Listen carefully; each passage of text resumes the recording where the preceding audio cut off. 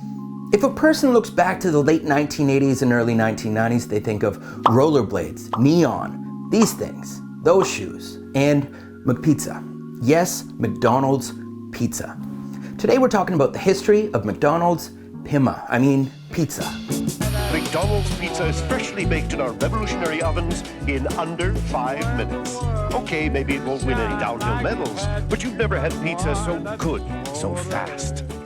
That cardboard box, that logo, that crispy crust is wedged deep within the memories of many of us, especially if you are of a certain age. I remember vividly going to McDonald's with my parents in Vancouver, BC, and opening the little box with the personal pan pizza. But my nostalgia for the super successful, yet non-successful, meal is apparently shared by many. And it's also why I found myself recently in West Virginia. To many of us, we remember it as this, the iconic Pima logo. But pizza at McDonald's actually has a far more complicated past. Let's start here. The late 1970s in Wisconsin. One of McDonald's greatest strengths is its willingness to try, and often fail, at adding new items to their menus.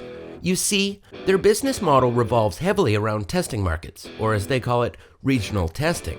In the late 1970s, McDonald's tested the pizza waters, or ovens, I guess, in Wisconsin, along the interstate locations surrounding Milwaukee and Madison, with personal-sized pizzas. By all accounts, this did not take off. For one thing, and this will be a problem with their later pizzas, it took too long. Fast forward to the mid-1980s, McDonald's ruled the roost, dominating the fast food markets around the world. But despite their continuous growth, they struggled during dinner hours. The US restaurant pizza market was worth well over $10 billion at the time. Pizza Hut and Domino's accounted for almost half of all sales.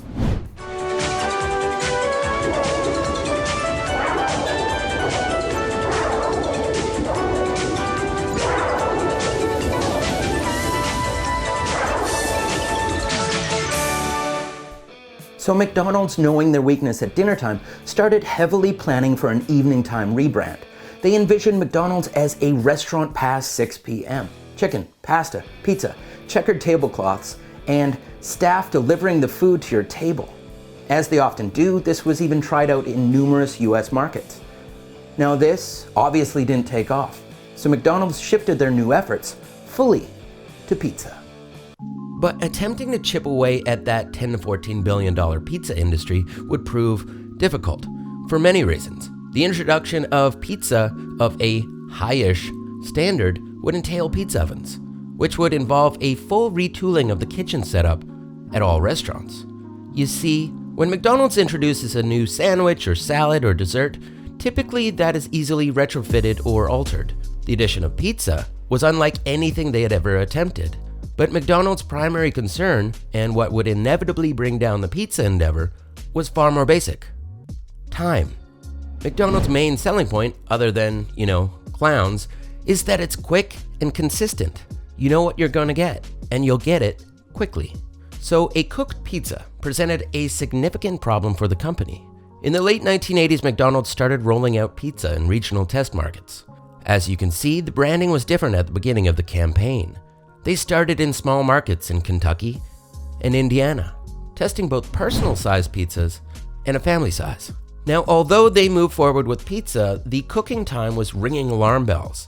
The ovens, which had been designed for millions of dollars and over numerous years, were meant to cook the pizza in 5.5 minutes, depending on size. Their ad campaigns? Well, they tried to sell them as being quick.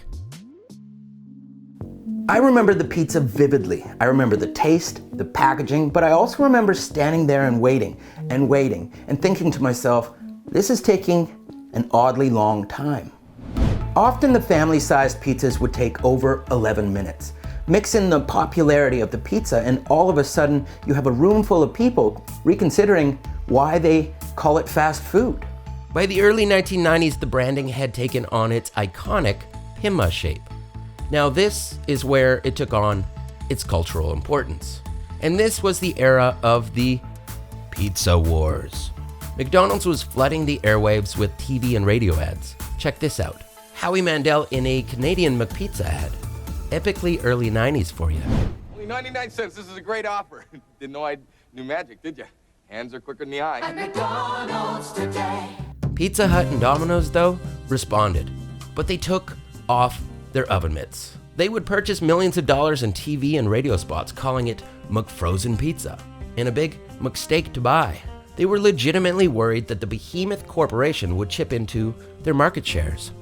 In Canada, where I am, it was released in a majority of its markets in 1992, and in some isolated cases remained until 1999, although I don't remember them past 1994. By the year 2000, it was officially gone, and that was the end of the McPizza Wait a minute. Through a loophole and an old franchise agreement, a chap named Greg Mills, who has owned 2 franchises for decades, was allowed to continue selling the iconic pizza. His old franchise agreement giving him more leeway than corporate-run locations and newer licensed ones. So, through this loophole, he just kept on cooking. His 2 locations were in small towns: Pomeroy, Ohio, and Spencer, West Virginia. So I did the only thing reasonable, and I grabbed my dog, some coffee, and I headed south. I drove from right here in Toronto, south through beautiful Michigan, and finally Ohio and West Virginia. Just before I arrived down to the location, something tragic happened. When the internet found out about the 2 remaining locations, people took note, and perhaps even more importantly, corporate headquarters took note, and put a stop to it, just before my arrival.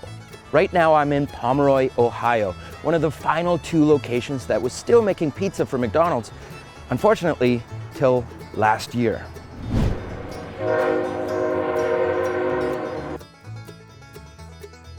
Well, that didn't work out, so I headed to the next location.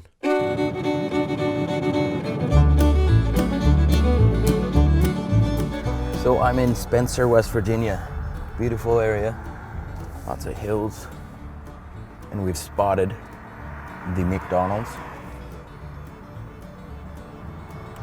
Now, people were making pilgrimages here from all over North America for the last couple years, once people realized that this is one of the only 2 remaining McDonald's with, get a look at it right here. So here it is, with the old look, traditional. Might actually see a big old Ronald McDonald statue, maybe some grimace. Okay, the old arches. Look at this. Dogs. The dogs are ready for some French fries. The old traditional entranceway. The doors. Reminds me of being a kid. P.S. I filmed this a while ago. Was it worth it? This lengthy and beautiful ride was well worth it though. Mostly because I was actually heading down to Texas at the time. But the rush, the rush of almost getting to taste it again was something to behold. Now they kept making the pizza for the last 20 some odd years. That said, they used the same oven, but the ingredients were different, the box was different, and the taste, apparently, was different as well. But in reality, there's actually one last McDonald's that is known to serve pizza, other than these 2. But I don't really count it. It's a giant location in Orlando that serves many things, and pizza in a wood-fired oven.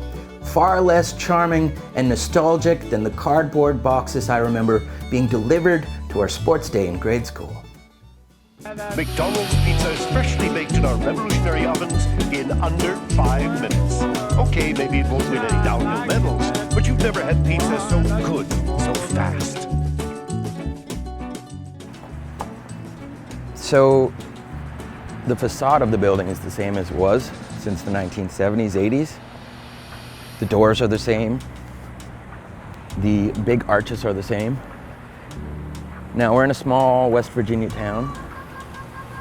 Beautiful hills, beautiful area. And no pizza. Now I'm not convinced that the people of Spencer, West Virginia are too excited about people with their dogs, coming here to get coffee and look for pizza. But considering they shut it down a year ago, I assume they're feeling a lot better about everything. So one of the weirder things about this McDonald's location are the cats. There's cats everywhere. There's a kitten right here.